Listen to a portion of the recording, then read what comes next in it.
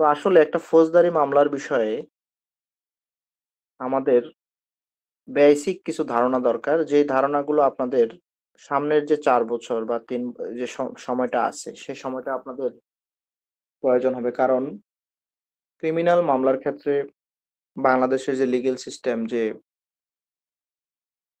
পদ্ধতিগুলোর কথা বলা আছে, সেই পদ্ধতিগুলো ধারাবাহিকভাবে আমরা শিখব। এছাড়াও অন্যান্য সেমিস্টারে আপনারা এই বিষয়টা, যদি আপনার বেসিক কনসেপ্টটা ক্লিয়ার থাকে, সেই ক্ষেত্রে অন্যান্য সাবজেক্টগুলো যেগুলো ক্রিমিনাল সংক্রান্ত সাবজেক্ট, যেমন প্রথম আপনারা একটা কোর্স পাবেন কোড অফ ক্রিমিনাল প্রসিডিউর, তারপরে একটা সাবজেক্ট পাবেন আপনারা পেনাল কোড, তারপরে আপনারা স্পেশাল কিছু ল পাবেন, এডিশনাল ইনস্টিটিউট 1, 2, কিছু স্পেশাল ল পড়বেন আপনারা, নারী ও শিশু নির্যাতন আইন, স্পেশাল পাওয়ার অ্যাক্ট, তারপরে হচ্ছে আপনাদের এভিডেন্স অ্যাক্ট। এগুলো প্রত্যেকটাই কিন্তু একটা ক্রিমিনাল মামলার জন্য প্রয়োজন, ক্রিমিনাল মামলা পরিচালনা করার জন্য প্রয়োজন। তো আমরা প্রথমে ক্রিমিনাল প্রসিডিংস পড়ার আগে যে বিষয়টা লক্ষ্য করব সেটা হচ্ছে ক্রিমিনাল কোড। ক্রিমিনাল কোড গুলো আসলে কিরকম, বা ক্রিমিনাল কোড গুলো আসলে কয় প্রকার হয়ে থাকে। তো আপনারা আব্দুল হালিমের বইয়ের পেজ নাম্বার যদি 115, 115 নম্বর পেজ, 115 নম্বর পেজ থেকে স্টার্ট হয়েছে, কিন্তু আপনারা 116 নম্বর পেজের একটা ডায়াগ্রাম আছে, এটা যদি খেয়াল করেন, এই ডায়াগ্রামটা হচ্ছে একটা ক্রিমিনাল কোর্টের, যেটা প্রত্যেকটা জেলায় অবস্থিত, যে ক্রিমিনাল কোর্ট গুলো আছে, ক্রিমিনাল আদালত গুলো আছে, এই ডায়াগ্রাম হচ্ছে সেই ডায়াগ্রাম। প্রত্যেকটা জেলায় ক্রিমিনাল কোর্ট আছে, যেটাকে আমরা বলি, বড় করে আপনি ঢাকা কোর্টে যদি যান সেখানে লেখা থাকবে, দেখবেন মহানগর দায়রা জজ আদালত। এই দায়রা জজের ইংরেজি হচ্ছে সেশন জাজ। তো যেহেতু এটা মহানগর এরিয়াতে অবস্থিত, এই জন্য এটার নাম দেওয়া হয়েছে মহানগর দায়রা জজ। কিন্তু আপনি যখন ঢাকার বাইরে যাবেন, সেই ক্ষেত্রে এই মহানগর কথাটা থাকবে না,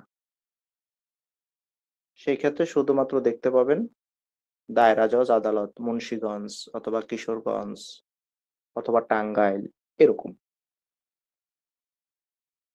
তো মনে রাখবেন, বেসিকলি ক্রিমিনাল কোর্ট গুলো দুইটা ক্যাটাগরিতে ভাগ করা হয়, প্রত্যেকটা জেলায় দুইটা ক্যাটাগরিতে ক্রিমিনাল কোর্ট আছে। প্রথম যে ক্যাটাগরি, সেই কোর্টটার নাম হচ্ছে কোর্ট অফ সেশন। দ্বিতীয় নাম্বার যে ক্যাটাগরি, সেই আদালতকে বলা হচ্ছে কোর্ট অফ ম্যাজিস্ট্রেট। তাহলে আপনাকে যদি বলা হয়ে থাকে যে মূলত কত প্রকার ক্রিমিনাল কোর্ট আছে, সেই ক্ষেত্রে আপনি বলবেন there are two types of subordinate criminal court.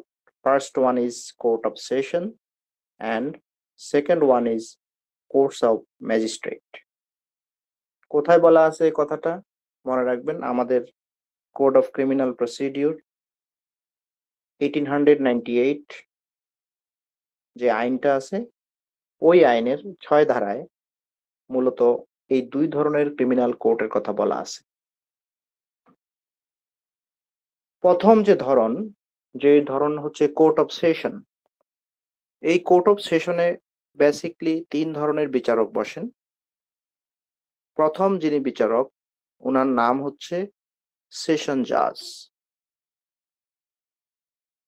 দ্বিতীয় নম্বর যিনি বিচারক, তার নাম হচ্ছেন এডিশনাল সেশন জাজ। তৃতীয় নম্বর যিনি বিচারক, ওনার নাম হচ্ছে জয়েন্ট সেশন জাজ। এখন আপনাকে যদি কোশ্চেন্স করা হয় যে কোর্ট অফ সেশনে কয় ধরনের বিচারক বসেন, তখন আপনার অ্যান্সার হবে কোর্ট অফ সেশনে 3 ধরনের বিচারক বসেন। সেশন জাজ, যাকে বাংলায় আমরা বলবো দায়রা জজ; এডিশনাল সেশন জাজ, যাকে বাংলায় আমরা বলবো অতিরিক্ত দায়রা জজ; এবং তৃতীয় নম্বর যিনি বিচারক, ওনার নাম হচ্ছে জয়েন্ট সেশন জাজ, বাংলায় বলবো আমরা যুগ্ম দায়রা জজ। এই ক্ষেত্রে একটা বিষয় খেয়াল রাখবেন, সেশন জাজ এবং এডিশনাল যে সেশন জাজ, এই দুইজন ব্যক্তির ক্ষমতা একই রকম।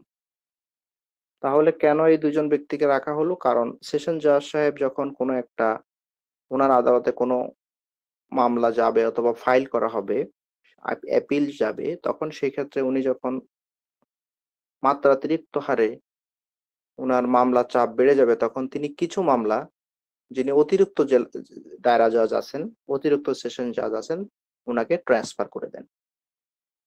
সেই ক্ষেত্রে উনি যে রায় দিবেন এবং যিনি এই মামলাটা ট্রান্সফার করলেন তিনি যে রায় দিবেন, দুইটি রায়ের ক্যাপাসিটি এবং ফলাফল একই রকম হবে এবং দুজনের পাওয়ারই যেহেতু সেম। তো এই আদালতে বেসিক্যালি কোন কোন মামলাগুলো আসে? মনে রাখবেন, মার্ডার জাতীয় মামলা, যেগুলো খুনের মামলা, অথবা যেসব মামলা সাজা 10 বছরের বেশি। তার মানে হচ্ছে জয়েন্ট সেশন জাজ যিনি, যেসব অপরাধের শাস্তি 10 বছর পর্যন্ত, সর্বোচ্চ 10 বছর পর্যন্ত, সেই মামলাগুলো যাবে জয়েন্ট সেশন জাজ, যেটাকে আমরা বাংলায় বলি যুগ্ম দায়রা জজ আদালতে। কিন্তু 10 বছরের অধিক যদি হয়, 14 বছর অথবা যাবজ্জীবন অথবা মৃত্যুদণ্ডপ্রাপ্ত আসামি, আমাদের পেনাল কোড দণ্ডবিধির 1860 সালের যে আইন, সেই আইন মোতাবেক যে ধারায় আসলে মামলা করা হবে, সেই ধারার পানিশমেন্ট যদি 10 বছরের অধিক হয়, সেই ক্ষেত্রে এই মামলাগুলো বিচার করবেন যে ভদ্রলোক, তিনি হচ্ছেন সেশন জাজ, এবং সেশন জাজ যেগুলো ট্রান্সফার করে দিবেন অ্যাডিশনাল সেশন জাজকে, তিনি সেই মামলাগুলোর বিচার করবেন। এখন আপনাদের মনে কোশ্চেন্স থাকতে পারে, সরাসরি কি আমি সেশন জাজে মামলা করতে পারবো? না, সরাসরি আপনি সেশন জাজে মামলা করতে পারবেন না। কখন মামলা করতে পারবেন, কিভাবে মামলা করবেন, সেই পদ্ধতিগুলো আমরা পরক্ষণে একটু পরেই আস্তে আস্তে শিখব। এটা হচ্ছে প্রথম ক্যাটাগরির কোর্ট। দ্বিতীয় ক্যাটাগরির যে কোর্ট, সেটা হচ্ছে কোর্ট অফ ম্যাজিস্ট্রেট। এখানে কি হয় মনে রাখবেন, প্রত্যেকটা জেলায় যেটা কোর্ট অফ ম্যাজিস্ট্রেট আছে, ঢাকার বাইরে যদি হয়, মেট্রোপলিটন এরিয়ার বাইরে যদি হয়, সেখানে বইতে আপনি খেয়াল করবেন, সেখানে লেখা আছে আদার দেন মেট্রোপলিটন এরিয়া। আদার দেন মেট্রোপলিটন এরিয়া মানে হচ্ছে মেট্রোপলিটন এরিয়ার বাইরে। সেখানে কে কে বসেন? সেখানে বসেন হচ্ছেন চিফ জুডিশিয়াল ম্যাজিস্ট্রেট, সংক্ষেপে আমরা বলি CJM। 2 নম্বর যিনি বসেন তিনি হচ্ছেন অ্যাডিশনাল চিফ জুডিশিয়াল ম্যাজিস্ট্রেট। 3য় নম্বর যিনি বসেন তিনি হচ্ছেন সিনিয়র জুডিশিয়াল ম্যাজিস্ট্রেট। তো আমরা এখানে সিনিয়র কথাটা না বলে এখানে আপনারা উল্লেখ করবেন ফার্স্ট ক্লাস ম্যাজিস্ট্রেট। তারপরে আপনারা বইতে খেয়াল করবেন জুডিশিয়াল ম্যাজিস্ট্রেট, এটাও বলার দরকার নেই, আপনারা বলতে পারবেন শুধুমাত্র second class magistrate and third class magistrate. তার মানে এখানে আমরা পেলাম chief judicial magistrate, additional chief judicial magistrate, first class magistrate, second class magistrate এবং থার্ড ক্লাস ম্যাজিস্ট্রেট, মানে 5 জন ভদ্রলোক। কাউন্টিং করে আপনারা মনে রাখবেন, তাহলে এই 5 জন ব্যক্তি যারা ঢাকার বাইরে, মেট্রোপলিটন এরিয়ার বাইরে ম্যাজিস্ট্রেট কোর্টগুলোতে বসেন। ঢাকার মধ্যে কারা বসেন? ঢাকার মধ্যে যারা বসেন সেখানে আপনাদের বইতে বলা আছে ইন মেট্রোপলিটন এরিয়া, সেখানে 5 জন ব্যক্তি বসেন না, সেখানে মূলত 3 জন ব্যক্তি বসেন। কে কে বসেন? আপনি যখন ঢাকা কোর্টে যাবেন, বড় করে লেখা দেখবেন CMM কোর্ট, তার মানে হচ্ছে সেই কোর্টের নাম হচ্ছে চিফ মেট্রোপলিটন ম্যাজিস্ট্রেট কোর্ট। উনারই অতিরিক্ত একজন ভদ্রলোক উনি বসেন, উনি হচ্ছেন additional chief metropolitan magistrate court, additional chief metropolitan magistrate. তার মানে এই 2 জন ভদ্রলোকের পাওয়ারে কিন্তু সেম। তারপরে 3য় নাম্বার একজন বসেন, আপনারা ইচ্ছে করলে বইতে 1 2 3 করে লিখে রাখতে পারেন। 3য় নম্বরে যিনি বসেন তিনি হচ্ছেন মেট্রোপলিটন ম্যাজিস্ট্রেট। তার মানে এখন সামারি করলে কি দাঁড়ালো? ঢাকার মধ্যে 3 জন ভদ্রলোক বসেন, CMM, ACMM এবং MM। সংক্ষেপে যদি আমি বলি, ঢাকার বাইরে কয়জন ভদ্রলোক বসেন? ঢাকার বাইরে 3 জন ভদ্রলোক বসেন magistrate, chief CJM, ACJM, first class, second class, third class. পার্থক্য কেন হলো? এটা আপনাদের মনে কোশ্চেন জাগতে পারে যে ঢাকার মধ্যে একরকম, ঢাকার বাইরে একরকম। সেটা আইন দ্বারা নির্ধারণ করে দেওয়া হয়েছে এবং পাওয়ারের ক্ষেত্রে মনে রাখবেন চিফ জুডিশিয়াল ম্যাজিস্ট্রেট এবং চিফ মেট্রোপলিটন ম্যাজিস্ট্রেট দুজনের ক্ষমতা একই রকম। তাহলে আর additional chief judicial magistrate, additional chief metropolitan magistrate দুজনের পাওয়ার সেম। কত বছর পর্যন্ত ওনারা পানিশমেন্ট দিতে পারেন মনে রাখবেন এই চারজন ভদ্রলোক পানিশমেন্টের ক্ষমতা সেম, তারা পানিশমেন্ট দিতে পারেন 7 ইয়ার্স পর্যন্ত, 7 বছর।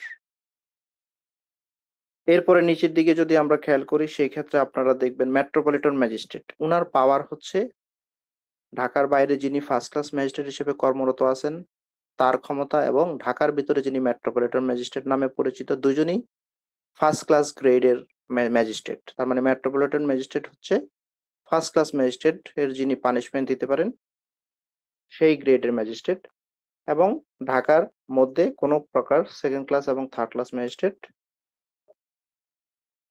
নাই, ঢাকার বাইরেই আছে শুধুমাত্র সেকেন্ড ক্লাস এবং থার্ড ক্লাস। তো এখন এই ম্যাজিস্ট্রেট সাহেবরা শুধু কি পানিশমেন্ট দিতে পারেন নাকি জরিমানাও করতে পারেন? এই বিষয়টা আমাদের হয়তো একটু দেখতে হবে যে আমরা আসলে এটা একটু জানতে চাই যে ঢাকার বাইরে এবং ভিতরে যে ম্যাজিস্ট্রেট সাহেবরা আছেন তারা কি শুধুমাত্র পানিশমেন্ট বা কারাদণ্ড দিতে পারেন নাকি পাশাপাশি আবার টাকার অঙ্কেও জরিমানা করতে পারেন। সেক্ষেত্রে আপনাদের বইয়ে যদি পেজ নাম্বার 130 130 নম্বর পেজ লক্ষ্য করেন সেখানে খেয়াল করবেন court of metropolitan and of magistrate of the first class can impose imprisonment for a term not exceeding 5 years। তার মানে হচ্ছে তিনি ইমপ্রিজনমেন্ট দিবেন, কারাদণ্ড দিবেন, যেটা অবশ্যই 5 বছরের বেশি হবে না। এছাড়াও আছে সলিটারি কনফাইনমেন্ট, নির্জন কারাবাস। এই বিষয়টা পরে আপনারা ব্যাপক হারে শিখবেন, আপাতত এতটুকু মনে রাখেন। দুইটা পানিশমেন্টের কথা মনে রাখবেন। ফার্স্ট ক্লাস ম্যাজিস্ট্রেট পানিশমেন্ট দিতে পারে 5 বছর পর্যন্ত এবং ফাইন জরিমানা করতে পারে 10,000 টাকা পর্যন্ত। তার মানে ফাইন নট এক্সিডিং টাকা 10,000, তিনি যে জরিমানাটা করবেন সেটা 10,000 টাকার বেশি হবে না। এরপরে যদি আপনারা খেয়াল করেন second class magistrate can impose মানে হচ্ছে আরোপ করা, imprisonment for a term not exceeding 3 years.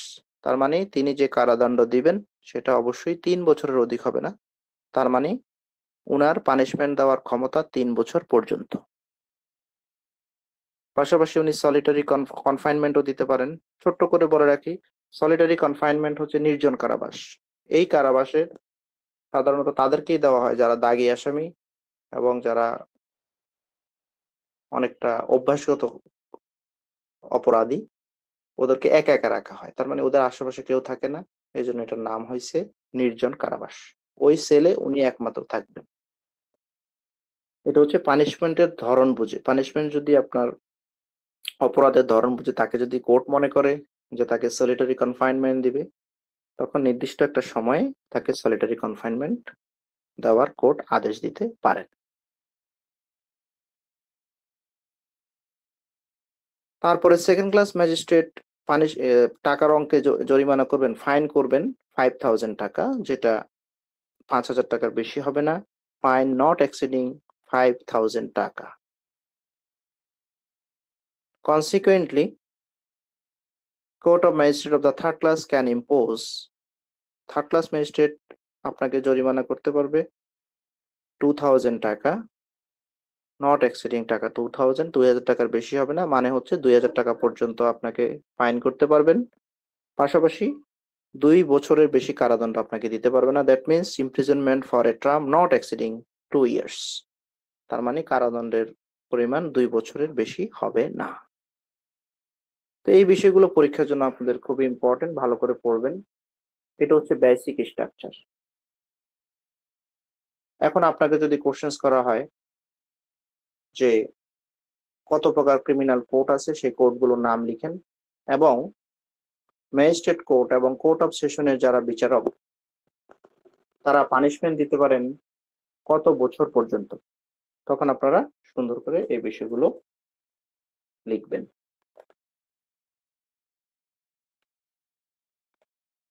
তো ম্যাজিস্ট্রেটের পাওয়ার যেটা আমি আপনাদেরকে এতক্ষণ বললাম, এটা কোথায় বলা আছে?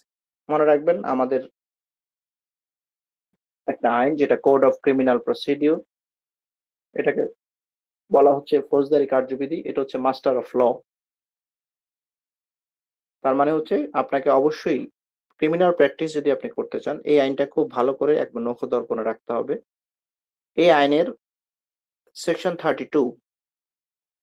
32তে এই ম্যাজিস্ট্রেটদের পানিশমেন্ট এবং পাওয়ার, কত বছর পর্যন্ত তারা কারাদণ্ড দিতে পারবে, এই সম্পর্কে বর্ণনা করা আছে। তো এখন ওভারঅল আমি একটু সামারি বলি, সেটা হচ্ছে যে একটা ক্রিমিনাল মামলা আসলে কিভাবে শুরু হয়, একটা ক্রিমিনাল মামলা কিভাবে শেষ হয়, এই বিষয়টা আপনাদের জানা খুবই জরুরি। মনে রাখবেন, ক্রিমিনাল অ্যাক্টিভিটিস এর সাথে যারা সম্পর্কিত, অপরাধের সাথে যারা সম্পর্কিত, যারা মাদকের সাথে সম্পর্কিত, কিলিং এর সাথে সম্পর্কিত, যারা বিভিন্ন ধরনের অপরাধ কর্মকাণ্ডের সাথে সম্পর্কিত, তাদেরকে মূলত ধরার জন্য এবং তাদেরকে ক্যাপচার করার জন্য এবং তাদের সঠিক বিচার করার জন্য এই আইনের প্রবর্তন করা হয়। এটা শুধুমাত্র এখন আপনারা খেয়াল করে দেখেন, আইনটা কত সাল, অনেক আগের। তার মানে এটা অতীত থেকে, যুগ যুগ থেকে ক্রিমিনাল অ্যাক্টিভিটিস গুলো চলে আসছিল এবং তাদেরকে সঠিক বিচার করার জন্য বেসিকলি দুইটা আইন আপনাদের খুবই জরুরি। সেটা হচ্ছে কোড অফ ক্রিমিনাল প্রসিডিওর, এটা আমি আগেও বলছি, আবার বলতেছি, আর একটা হচ্ছে পেনাল কোড। কেন? যদি আমি একটা উদাহরণ দিই কেমন গুরুত্বপূর্ণ, সাপোজ 5 টাকার একটা মুদ্রা, এই মুদ্রার এক পাশে 5 টাকা লেখা আছে, অন্য পাশে 5 টাকা লেখা নাই, সাদা প্লেন, এই টাকা কিন্তু কেউ নিবে না। তার মানে মনে রাখবেন, এই ক্রিমিনাল প্রসিডিংস বা ক্রিমিনাল মামলা শেখার জন্য আপনাকে দুইটা আইন খুব ভালোভাবে শিখতে হবে, যেটা মুদ্রার এপিঠ এবং ওইপিঠ। একটা হচ্ছে code of criminal procedure, second one is penal code. এছাড়াও কিছু আনুষঙ্গিক আইন, যেটা আমি একটু আগে আপনাদেরকে বললাম, limitation act, evidence act, special কিছু ল আছে, হ্যাঁ, স্পেশাল ল, এই ল গুলো আপনাদেরকে জানতে হবে।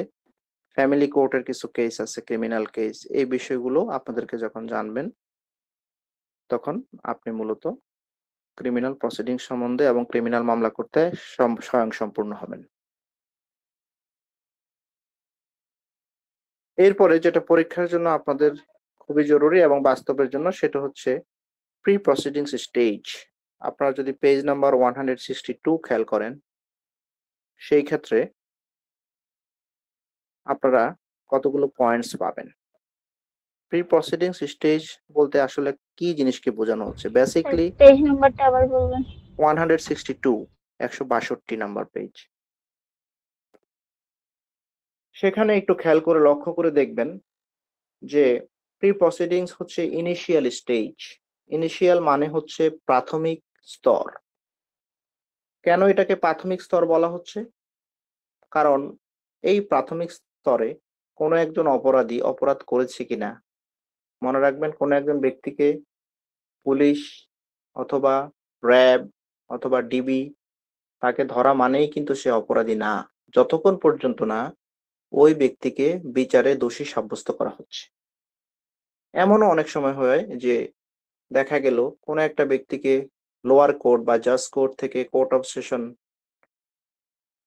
10 বছর বা 15 বছরের শাস্তি দিলেন, কিন্তু দেখা গেল অ্যাপিলেট ডিভিশনে গিয়ে সুপ্রিম কোর্টের হাইকোর্ট ডিভিশনে মামলাটা যখন ক্রিমিনাল অ্যাপিল অথবা ক্রিমিনাল ডিভিশনে যাবে অথবা কোয়াশমেন্টে যাবে, এই স্তরে গিয়েও অনেক সময় দেখা গেল ওই অপরাধী বেকসুর খালাস অথবা তার কোনো অপরাধের সম্পৃক্ত পাওয়া যায় না। তার মানে জজ কোর্টে একটা ব্যক্তিকে মৃত্যুদণ্ডপ্রাপ্ত আসামি অথবা যাবজ্জীবনপ্রাপ্ত আসামি অথবা কোনো একটা পানিশমেন্ট পাওয়া আসামি, 10 বছর, 5 বছর, হোয়াট এভার ইট ইজ, যেটাই হোক না কেন, সে যদি সুপ্রিম কোর্টের হাইকোর্ট ডিভিশনস অথবা অ্যাপিলেট ডিভিশনে গিয়ে সে বেকসুর খালাস হয়ে যায় অথবা মামলা থেকে তার সম্পৃক্ততা না পাওয়া যায়, সেই ক্ষেত্রেও আপনি ওই ব্যক্তিকে বলতে পারবেন না, ক্রিমিনাল হিসেবে দোষী সাব্যস্ত করতে পারবেন না, because this proceedings under trial. তো ইনিশিয়াল স্টেজে আমরা যে বিষয়টা শিখবো, সাপোজ ধরেন আপনার বাসায় গত রাতে ডাকাতি হলো। আপনার প্রথম করণীয় কি হবে? অবশ্যই পুলিশকে ফোন করে জানানো যে গতকালকে রাতে আমাদের বাসায় ডাকাতি পড়েছে অথবা ডাকাত পড়ছে। সেই ক্ষেত্রে ১ টা মিনিট।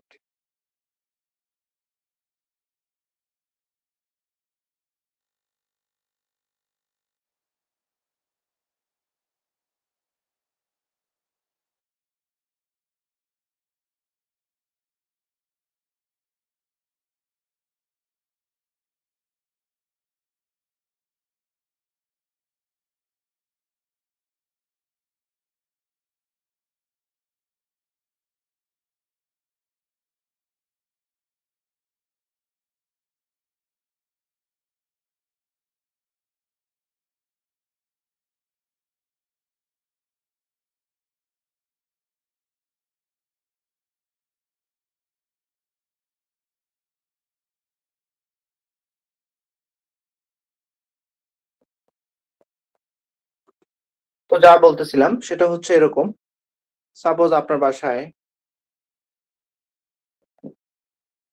আগের দিন রাতে অথবা গতকাল রাতে ডাকাতি হলো। তখন আপনার প্রথম করণীয় হচ্ছে পুলিশকে অবহিত করা অথবা 999 এ ফোন দেওয়া অথবা ফোন কল করে সংশ্লিষ্ট আপনার এরিয়ার যিনি থানার অফিসার, যিনি অফিসার ইনচার্জ,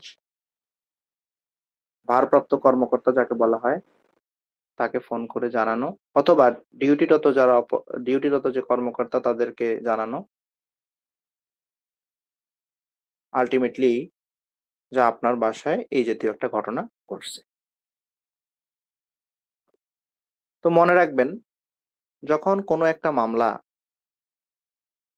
পুলিশ অথবা থানা সংশ্লিষ্ট সাথে সম্পৃক্ত, পুলিশ যদি সেই মামলাটা রিসিভ করে অথবা সেই মামলাটা গ্রহণ করে, সেই মামলাটাকে আমরা বলবো জিআর কেস অথবা জেনারেল রেজিস্টার্ড কেস।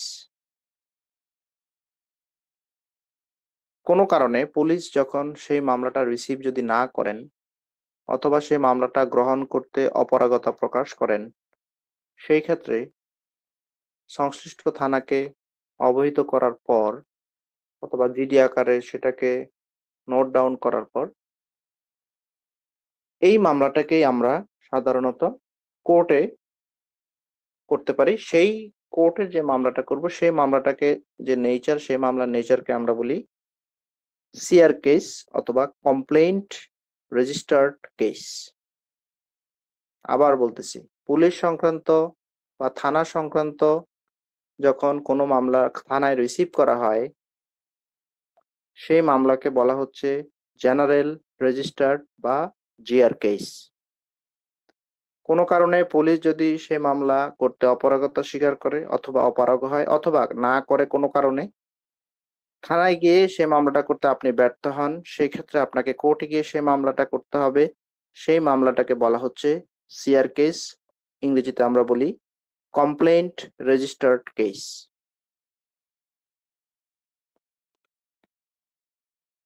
তো ঘটনার যেটা বলতেছিলাম, তো বাসায় ডাকাত পড়লো, আপনার বাসায় ডাকাত পড়ার পর আপনি সংশ্লিষ্ট থানাকে অবহিত করলেন। সেটা আপনি ফোন কল করে করতে পারেন বা কাউকে পাঠিয়ে করতে পারেন। হোয়াট এভার ইট ইজ, যেকোনো পদ্ধতিতে আপনার এরিয়ার যে থানা, যিনি সংশ্লিষ্ট ভারপ্রাপ্ত, যিনি ডিউটিরত কর্মরত আছেন, ডিউটি অফিসার যাকে আমরা বলি, উনাকে এই বিষয়টা সম্পর্কে জানাতে হবে। জানানোর পর যদি সিরিয়াস কোনো ব্যাপার হয়ে থাকে, যে ডাকাতির বিষয় অবশ্যই সিরিয়াস, সংশ্লিষ্ট কর্মকর্তার সাথে সাথে আপনার বিষয়ে অ্যাকশন নিবেন।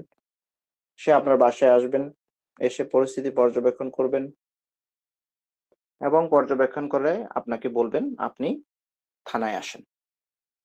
তো আপনি যার বাসায় ডাকাতি হলো, তিনি উনাকে বলা হচ্ছে কমপ্লেইনেন্ট। ইংরেজিতে আমরা বলি কমপ্লেইনেন্ট বা অভিযোগকারী। তিনি থানায় লিখিত আকারে একটা কমপ্লেইন দিবেন। সেই কমপ্লেইনে বলা থাকবে আনুমানিক রাত কত ঘটিকায় কতজন ব্যক্তি কিভাবে কোন পদ্ধতিতে আপনার বাসায় ঢুকে কিভাবে আপনার বাসায় ডাকাতি করলো, সেই লিখিত বক্তব্যগুলো আপনি একটা অভিযোগের মাধ্যমে থানায় সাবমিট করতে হবে। ধরে নিলাম ওসি সাহেব সে মামলাটা আপনার গ্রহণ করলেন, তদন্ত কর্মকর্তা তদন্ত করে দেখলেন ব্যাপারটা খুব সিরিয়াস, থানা অবশ্যই সেই মামলাটা নেবে, এই বিষয়ে থানার কোনো আপত্তি নাই। তখন তিনি এই বিষয়বস্তুটাকে গভর্নমেন্ট একটা ফর্ম, যেটাকে আমরা বলি FIR, ফার্স্ট ইনফরমেশন রিপোর্ট, বাংলায় যদি বলি প্রাথমিক তথ্য বিবরণী, এই সরকারি ফর্মে কত তারিখে কয়জন ব্যক্তি, পরিচিত হোক অপরিচিত হোক, যদি অপরিচিত হয় তাদের নাম দিবেন, যারা আপনার বাসায় ডাকাতি করছে, অথবা অপরিচিত যদি হয় অজ্ঞাতনামা, তাদের নামগুলো আসবে না। পরবর্তীতে পুলিশ খুঁজে বের করবে যে আসলে কারা এই মামলার সাথে, ইয়ার সাথে, ডাকাতির সাথে সম্পৃক্ত। তো গভর্নমেন্ট একটা ফর্মে সেটাকে লিপিবদ্ধ করবে। তখন মনে রাখবেন আপনার মামলাটা অফিসিয়ালি কি হয়ে গেল, নিবন্ধিত হয়ে গেল। এটাই হচ্ছে প্রি প্রসিডিং স্টেজের প্রথম ধাপ, FIR ইন কগনিজেবল অফেন্স। এই কগনিজেবল কথার অর্থ হচ্ছে আমলযোগ্য অপরাধ। তার মানে যখনই কোনো একটা আমলযোগ্য অপরাধ হবে সেই ক্ষেত্রেই থানা মামলাটা নেবে। যেই ফর্মে তিনি মামলাটা নেবেন সেই ফর্মের নাম হচ্ছে প্রাথমিক তথ্য বিবরণী, ইংরেজিতে বলা হচ্ছে FIR। কগনিজেবল অফেন্স বলতে আসলে কোন অপরাধগুলোকে বোঝায়? মনে রাখবেন অপরাধ হচ্ছে দুই ক্যাটাগরির, একটা হচ্ছে কগনিজেবল অফেন্স, দ্বিতীয় নম্বর ক্যাটাগরি হচ্ছে নন কগনিজেবল অফেন্স। প্রথম ক্যাটাগরির যে অফেন্স সেটা হচ্ছে মারাত্মক, সেটা হচ্ছে যেমন ডাকাতি হওয়া, কাউকে অপহরণ করে নিয়ে যাওয়া, কাউকে মারাত্মক জখম করা, অথবা জখমের সমূহ সম্ভাবনা আছে এরকম কোনো বিষয়। কিন্তু ছোটখাটো যে অপরাধগুলো সেগুলোকে বলা হচ্ছে নন কগনিজেবল অফেন্স, যেটা আমল অযোগ্য। অনেক সময় দেখা গেল একজন একজনকে হুমকি দিল, তখন পুলিশ আপনার সাথে সাথে মামলা নেবে না। পুলিশ বলবে ঠিক আছে, আপনাকে যেহেতু সে হুমকি দিছে অথবা বলছে আপনার জমি থেকে আমি তোমাকে উচ্ছেদ করব, অথবা তোমার জমির উপর দিয়ে তোমাকে আর হাঁটতে দিব না, অথবা বাড়ির পাশ দিয়ে তোমাকে আর হাঁটতে দিব না, হোয়াট এভার ইট ইজ, তখন পুলিশ সাধারণত এই মামলাগুলো নেয় না। তখন সেটা কি করেন, পুলিশ সাধারণত জিডি আকারে বা জেনারেল ডায়েরি হিসেবে সেটা নথিভুক্ত করে রাখে। মনে রাখবেন, সাপোজ কোন একজন ব্যক্তি আপনাকে হুমকি দিল যে আগামীকালকে তোমার মেয়েকে অথবা ছেলেকে, বাচ্চাকে আমি উঠাই নিয়ে যাবো, অথবা বাচ্চাকে আমি অপহরণ করব। আপনি যা থানায় গেলেন, একটা জিডি করলেন, ইনভেস্টিগেশন অফিসার বলল যে ওয়েট এন্ড সি, আমরা দেখি সে কে আসলে কোনো এই জাতীয় কোনো অপরাধ করে কিনা, কোনো কারণে সে ঘটনা ঘটাই ফেললো, ঘটনা ঘটে গেল, সেই ক্ষেত্রে এই জিডি হয়ে যাবে FIR। যখন কোনো একটা জিডি থেকে কোনো একটা মামলার উৎপত্তি হয় সেই মামলাকে আমরা বলি নন FIR কেস। এটা মনে রাখবেন, শুধু FIR হয় কগনিজেবল অফেন্সের ক্ষেত্রে, কিন্তু কোনো জিডি কে কেন্দ্র করে অথবা জিডির কারণে, জিডির ঘটনা থেকে উদ্ভূত যখন কোনো একটা ঘটনা ঘটে যাবে অথবা ঘটার আমূল সম্ভাবনা বা সমূহ সম্ভাবনা আছে, সেই ক্ষেত্রে জিডি থেকে যখন কোনো মামলা হবে সেই মামলাগুলোকে বলা হচ্ছে নন FIR কেস। তো এখন এই FIR সম্পর্কে আসলে কোথায় বর্ণনা করা আছে? মনে রাখবেন, FIR সম্পর্কে বর্ণনা করা আছে আমাদের কোড অফ ক্রিমিনাল প্রসিডিউর, যে আইনটার কথা আমি বললাম, খুবই গুরুত্বপূর্ণ আইন, সেই আইনের সেকশন 154, এই ধারায় মূলত FIR সম্পর্কে বলা আছে। আমি যে কথাগুলো বললাম এই কথাগুলোই আপনাদের প্রথম পার্টে আলোচনা করা আছে। সেখানে আমি আবার বলে দিই, if any individual may file FIR about the commission of a cognizable offense to police station, cognizable offence সম্পর্কে যখন কোন একজন ব্যক্তি পুলিশ স্টেশনে গিয়ে FIR বা প্রাথমিক তথ্য বিবরণী বা অভিযোগের মাধ্যমে মামলাটা করবে, secondly police may come to know about the commission of a cognizable offence, তখন পুলিশ আপনার আমলযোগ্য অপরাধের বিষয়ে বিভিন্ন সোর্সে জানতে পেরে আপনার কাছে আসবে, সেটা কি কি সোর্স হতে পারে? On a phone call, from hearsay source, or on their own. তিনি নিজে ওখানে সেখানে ডিউটিরত ছিলেন, সেই ক্ষেত্রেও দেখলো যখন কোনো একটা অপরাধ সংঘটিত হচ্ছে, কোনো ছিনতাই হচ্ছে, সেই ক্ষেত্রেও তিনি সাথে সাথে ওই বিষয়ে অ্যাকশন অথবা পদক্ষেপ গ্রহণ করবেন। মনে রাখবেন, আমলযোগ্য অপরাধ যখন তিনি কোনো একটা বিষয়ে তিনি যখন অ্যাকশনে যাবেন, আমলযোগ্য অপরাধের করার ক্ষেত্রে ম্যাজিস্ট্রেট সাহেবের কোনো পারমিশন বা কোর্টের কোনো পারমিশন লাগবে না। কিন্তু যদি নন কগনিজেবল অফেন্স হয়, ছোটখাটো ধরনের অপরাধ হয়, আমলযোগ্য অপরাধ হয়, তখন কিন্তু ম্যাজিস্ট্রেট সাহেবের পারমিশন নিয়ে সেই মামলায় পুলিশ সাধারণত তদন্ত কার্য শুরু করতে পারে। ম্যাজিস্ট্রেটের পারমিশন ছাড়া সেই ক্ষেত্রে পুলিশ সেটা কোনো তদন্ত করতে পারে না। এতটুকু জাস্ট মনে রাখবেন এফআইআর এর ক্ষেত্রে। সেকেন্ড পয়েন্ট যদি আমরা বলি, complaint in non cognizable and cognizable offence. Police যখন নন কগনিজেবল অফেন্স সম্বন্ধে কোনো খবর পাবেন, এখানে বলা আছে, খেয়াল করে দেখেন, when a police officer receives information as to the commission of a non-cognizable offense, he cannot investigate it without the order of a magistrate. ম্যাজিস্ট্রেটের কোনো অর্ডার ব্যতীত নন কগনিজেবল অফেন্সের ক্ষেত্রে পুলিশ কোনো প্রকার ইনভেস্টিগেশন করতে পারবেন না। কি করতে পারবেন? একটু আগে আমি বললাম, he just makes a case entry in the general diary. তার মানে তিনি ওই বিষয়টা সাধারণ ডায়েরিভুক্ত করে রাখবেন, যেটা আপনারা সবাই জানেন, জিডি। সেই জিডিভুক্ত করে রাখবেন। শুধু জিডি করেই তিনি রেখে দিবেন না, মনে রাখবেন, আপনারা যারা জিডি করেন সেই জিডি গুলো কিন্তু ম্যাজিস্ট্রেট কোর্টে ফরওয়ার্ড করা হয়, এটা অনেকে জানেন না। এবং ওই জিডির কপিগুলো forwards the informant to the magistrate, and then the magistrate examines the informant under oath. অনেক ক্ষেত্রে জিডি যদি সিরিয়াস নেচারের হয়ে থাকে, ম্যাজিস্ট্রেট সাধারণত অভিযোগকারীকে অনেক সময় ডেকে থাকে, ওই জিডির বিষয়ে তাকে জিজ্ঞাসাবাদ করে।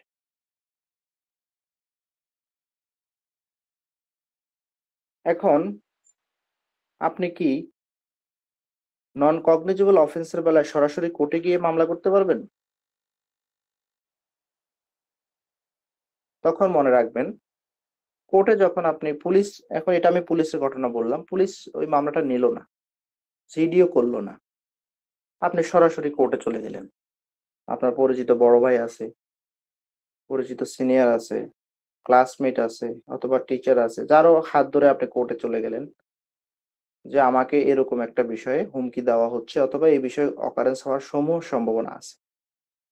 আপনি গিয়ে কোর্টে একটা অভিযোগ স্থাপন করলেন, যেই সাবজেক্ট ম্যাটারটা হচ্ছে নন কগনিজেবল বা ছোট প্রকৃতির অপরাধ। এই জাতীয় যদি কোনো অপরাধ হয়ে থাকে, তখন পুলিশ, যিনি অভিযোগকারী, যেটাকে ইংরেজিতে আমরা বলি কমপ্লেইনেন্ট, COMPLAINANT, কমপ্লেইনেন্ট, যিনি অভিযোগকারী, তিনি যখন কোর্টে গিয়ে নন কগনিজেবল অফেন্সের বিষয়ে কোনো অভিযোগ করবেন, তখন ম্যাজিস্ট্রেট সাহেব তাকে শপথ বাক্য পাঠ করাবেন। শপথ বাক্য কিরকম হয়? যে আমি শপথ করে বলছি, যা বলবো সত্য বলবো, উক্ত বিষয়ে কোনো প্রকার মিস ইনফরমেশন দিব না। এই জাতীয় শপথ বাক্য পাঠ করানোর পর ম্যাজিস্ট্রেট সাহেব আপনাকে জিজ্ঞেস করবে, এক্সামাইন করবে, যে আপনি নিশ্চিন্তে বলেন যে আসলে কি ঘটনা ঘটেছিল, অথবা আপনি আসলে কি চাচ্ছেন। যদি ম্যাজিস্ট্রেট সাহেব যদি মনে করেন যে হ্যাঁ, আসলে এটা খুব সিরিয়াস ম্যাটার, পুলিশ এই বিষয়ে কোনো বা কোনো পদক্ষেপ নেয় নাই, কিন্তু আমার কাছে মনে হচ্ছে এই বিষয়টা সিরিয়াস হওয়ার সমূহ সম্ভাবনা আছে, তখন ম্যাজিস্ট্রেট সাহেব পুলিশকে এটাকে তদন্ত করার জন্য নির্দেশ দিতে পারেন। মনে রাখবেন, পুলিশ যখন পুলিশ স্টেশনে গিয়ে আপনি অভিযোগ করার পরে পুলিশ যখন স্বপ্রণোদিত হয়ে কোনো বিষয়ে তদন্ত করবে, সেটাকে ইংরেজিতে বলি আমরা ইনভেস্টিগেশন। কিন্তু পুলিশ যদি সেটা করে না থাকে, আপনি যদি সরাসরি ম্যাজিস্ট্রেটের কাছে গিয়ে ম্যাজিস্ট্রেটের নির্দেশক্রমে কোনো পুলিশ অফিসার অথবা ডিবি অথবা সিআইডি যখন কোনো একটা বিষয় তদন্ত করেন, সেটাকে ইংরেজিতে আমরা বলি ইনকোয়ারি। দুইটারই বাংলা কিন্তু একই, মাইন্ড ইট, এটা সারা জীবন খেয়াল রাখতে হবে। পুলিশ স্বপ্রণোদিত হয়ে যখন কোনো একটা বিষয়ে তদন্ত করেন সেটাকে আমরা ইংরেজিতে বলি ইনভেস্টিগেশন।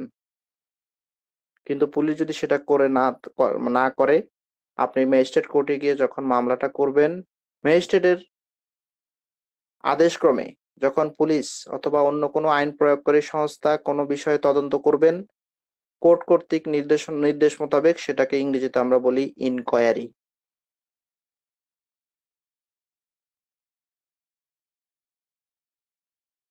থানায় চলে গেলেন, ইনভেস্টিগেশন ইনকোয়ারি দুটো একই জিনিস। বাংলা একই কিন্তু ফাংশন ভিন্ন।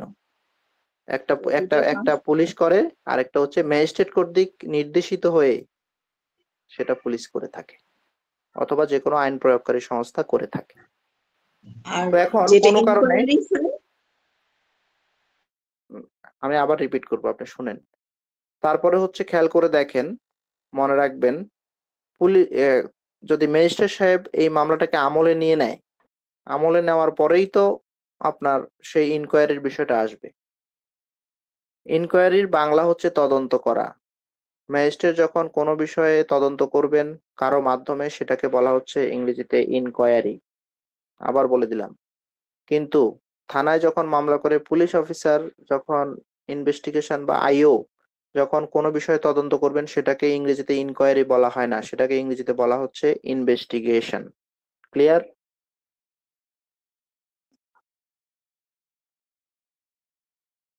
ম্যাজিস্ট্রেট সাহেব ওই বিষয়টাকে, কমপ্লেইনটাকে আমলে নিলেন।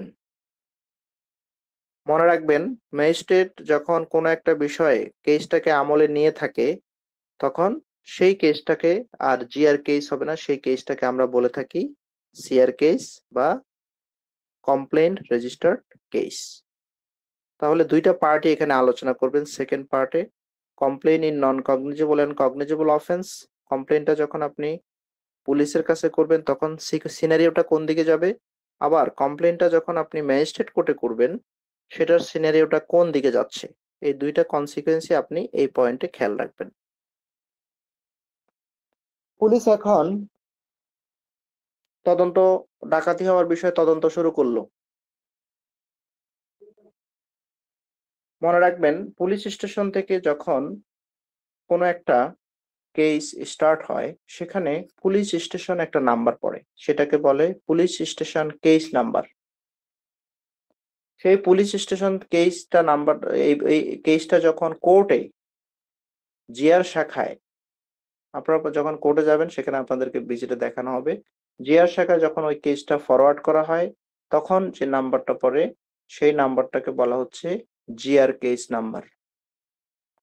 জিআর শাখা থেকে ওই মামলাটা যখন ট্রায়ালে যাবে, একটু আগে যে পাওয়ার ফাংশন পড়াইলাম, যদি ডাকাতির মামলা হয় সেটা কি ম্যাজিস্ট্রেট ট্রায়াল করতে পারবে, বিচার করতে পারবে? পারবে না। কেন? ডাকাতির পানিশমেন্ট হচ্ছে যাবজ্জীবন। তার মানে ম্যাজিস্ট্রেট সর্বোচ্চ পারবে হচ্ছে 5 বছর পর্যন্ত কোনো পানিশমেন্ট যে কেউ যদি প্রাপ্য হয় সেটার বিচার করতে পারবে।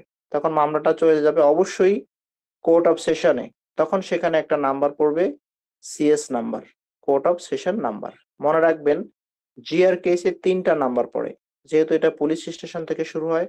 প্রথমে হচ্ছে police station case number. Police station কেসটা যখন ফরওয়ার্ড হয়ে যাবে কোর্টের জিআর শাখায়, সেখানে একটা নাম্বার পড়বে, সেটা হচ্ছে জিআর কেস নাম্বার। পরবর্তীতে জিআর শাখা থেকে যেই আদালতে এই অপরাধটা বিচার্য, সেই অপরাধের বিচার্য বিষয় যখন সে আদালতে চলে যাবে, সেটাকে বলা হচ্ছে ট্রায়াল কোর্ট নাম্বার, অথবা কোর্ট অফ সেশনে যদি সেই মামলাটার বিচারের জন্য যায়, সেখানে একটা নাম্বার পড়বে, সেটা হচ্ছে court of session number. 3 number point যদি আপনি খেয়াল করেন, সেখানে সংক্ষেপে লেখা আছে, খেয়াল করে দেখেন, পিএস কেস, জিআর কেস এবং সিআর কেস। তো এই টার্মটা আমি কেন বুঝাইলাম, যাতে আপনারা এই টার্মগুলো বুঝতে পারেন। কিন্তু আপনি মামলাটা পুলিশের কাছে করলেন না, সেখানে কিন্তু কোনো পিএস বা পুলিশ স্টেশন কেস নাম্বার পড়বে না। কেন? পুলিশ ওই মামলাটা নেয়ই নাই, অথবা আপনি পুলিশের থানার কাছে তেমন একটা জানি নাই, তখন আপনি সরাসরি কোর্টে চলে গেছেন। মনে রাখবেন, সেই ক্ষেত্রে 2টা নাম্বার পড়বে।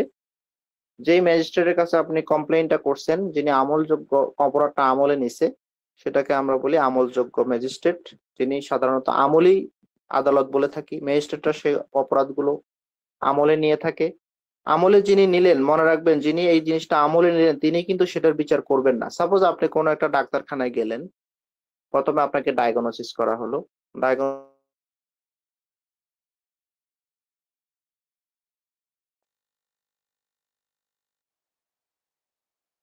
করে বলা হলো আপনার যে প্রবলেম সেটা হার্ট ফাউন্ডেশন আপনাকে যাইতে হবে। যে আপনি যখন কোনো একটা বিষয়ে ডায়াগনোসিস করার পরে যখন সঠিক ডাক্তারের কাছে আপনাকে প্রেরণ করা হবে, তখন আপনি সেই বিষয়ে ট্রিটমেন্ট নেবেন। ঠিক তেমনি যখন কোর্টে আপনি মামলা করতে যাবেন, প্রথমে যিনি আপনার অপরাধটাকে আমলে গ্রহণ করবেন তাকে বলা হচ্ছে আমলি আদালত। সেই আদালতের কাজ হচ্ছে আপনার অপরাধটাকে আসলে কতটুকু সত্য সেগুলো যাচাই বাছাই করা, আপনাকে শপথ বাক্য পাঠ করানো। তিনি হচ্ছেন একজন ম্যাজিস্ট্রেট সাহেব।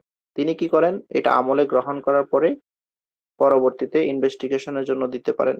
পরবর্তীতে এই মামলাটা তদন্ত প্রতিবেদন আসার পর বিচার করার জন্য ট্রায়াল কোর্টে তিনি প্রেরণ করে দিবেন। কেন প্রেরণ করবেন? একটু আগে আমি আপনাদেরকে যেটা পড়াইলাম, যে সেটা যদি 10 বছরের নিচে পানিশমেন্ট হয় সেক্ষেত্রে উনি সিএমএম কোর্টে প্রেরণ করে দিবেন, 7 বছর পর্যন্ত উনি পানিশমেন্ট দিতে পারবেন।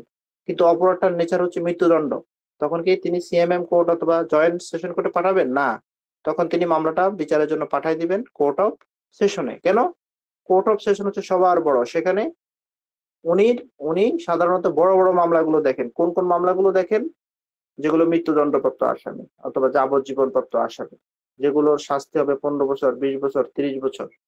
তার মানে আপনার অপরাধের নেচারটা বুঝে সে পানিশমেন্টের নেচারটা খেয়াল করে তারপরে সেই আদালতে বিচারের জন্য পাঠাবে। এখন বলতে পারেন এটা কোথায় পাবো স্যার? মনে রাখবেন আমি একটু আগে যেটা বলছি, মুদ্রার এই পিঠ এবং ওই পিঠ।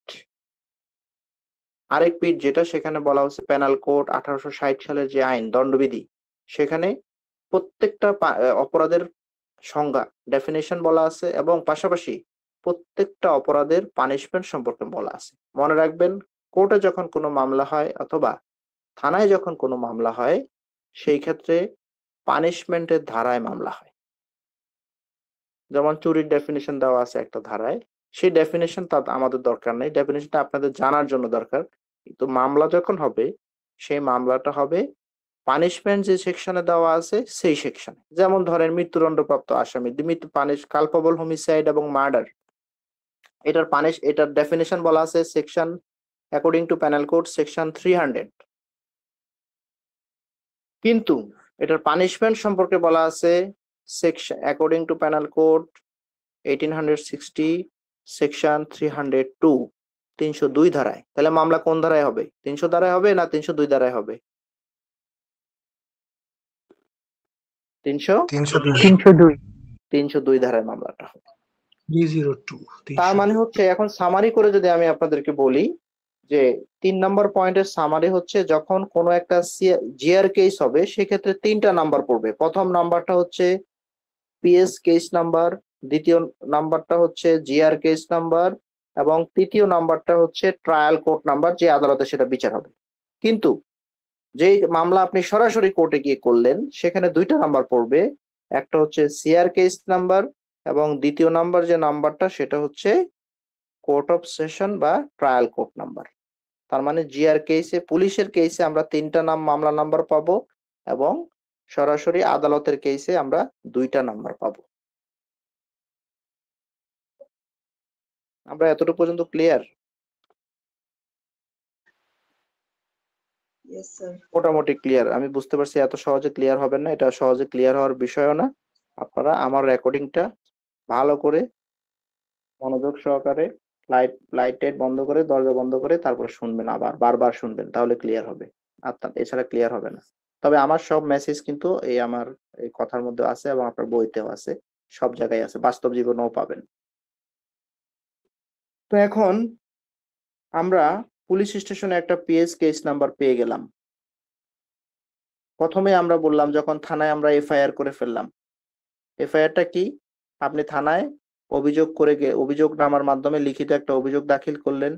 দাখিল করার পরে আপনার অভিযোগনামাটা দেখে পুলিশ সরকারি একটা খাতায়, যেটাকে আমরা বলি এফআইআর, প্রাথমিক তথ্য বিবরণী, সেই সরকারি খাতায় আপনার সকল অভিযোগগুলো সুন্দর করে লিখলেন।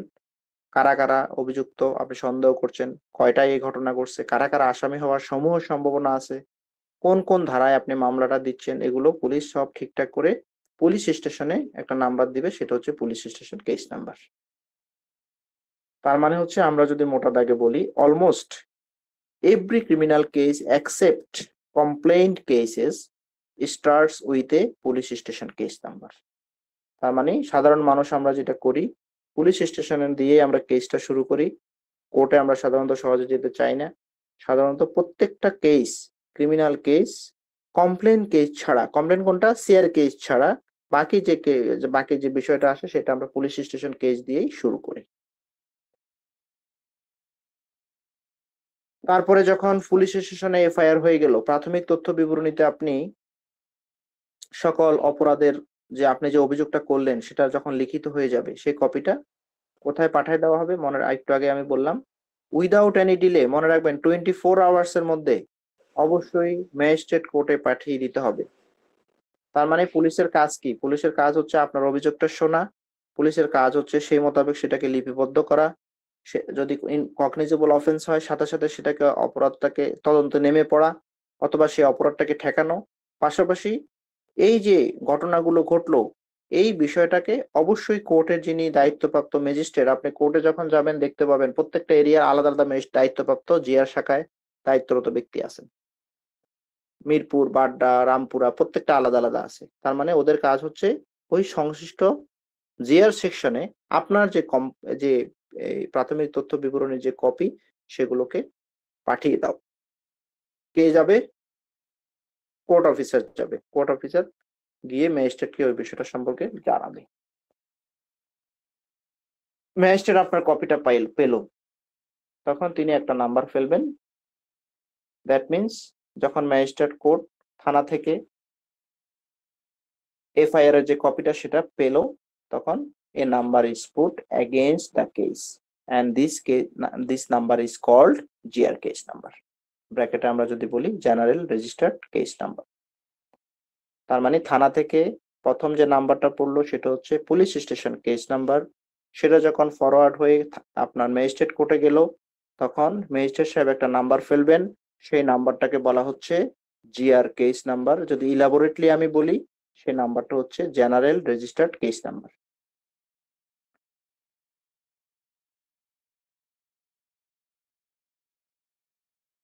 কিন্তু এটা যদি কমপ্লেইন কেস হয়, আবার রিপিট করতেছি, এটা যদি কমপ্লেইন কেস হয় তখন কি হবে? তখন সিআরপিও বলি বা সিআর কেসও বলে, অনেকে সিআরপিও বলে, কমপ্লেইন রেজিস্টার্ড পিটিশন কেস। তার মানে সরাসরি আপনি কোর্টে গিয়ে মামলা করবেন, তখন একটা নাম্বার পড়বে, সেই নাম্বারটা হচ্ছে সিআর কেস নাম্বার বা কমপ্লেইন্ট রেজিস্টার্ড কেস নাম্বার। এরপরে যে পয়েন্ট, 4 নম্বর পয়েন্ট হচ্ছে investigation and maintaining case diary. থানায়ও মামলা করলেন, থানায় মামলা নিল না, কোর্টে মামলা করলেন, যেভাবেই মামলা করেন না কেন, মামলা যখন হয়ে যাবে, সেটা নেচারটা জিআর কেস নেচার হোক অথবা সিআর কেস নেচার হোক, যেই কেসের নেচারই হোক না কেন, পুলিশ কিন্তু ইনভেস্টিগেশন থামাবে না। অথবা ম্যাজিস্ট্রেট সাহেব যেই পিবিআই কে যদি দায়িত্ব দেয়, পুলিশ ব্যুরো অফ ইনভেস্টিগেশন অথবা ডিবি কে, ডিটেকটিভ ব্রাঞ্চকে দায়িত্ব দেয়, তারা কিন্তু তাদের ইনভেস্টিগেশন পরিচালনা চলমান থাকবে। তার মানে হচ্ছে এখানে দুইটা ইনফরমেশন খেয়াল রাখবেন, যদি আমলযোগ্য অপরাধ হয়, police without consent of magistrate সেই ইনভেস্টিগেশন কন্টিনিউ করতে থাকবেন। কিন্তু নন কগনিজেবল হলে অবশ্যই ম্যাজিস্ট্রেট সাহেবের অনুমতি নিয়ে পুলিশ অথবা পিবিআই যেটাই হোক না কেন, আইন প্রয়োগকারী সংস্থা যেটাই হোক না কেন, তারা তাদের তদন্ত কার্য পরিচালনা করে যাবেন।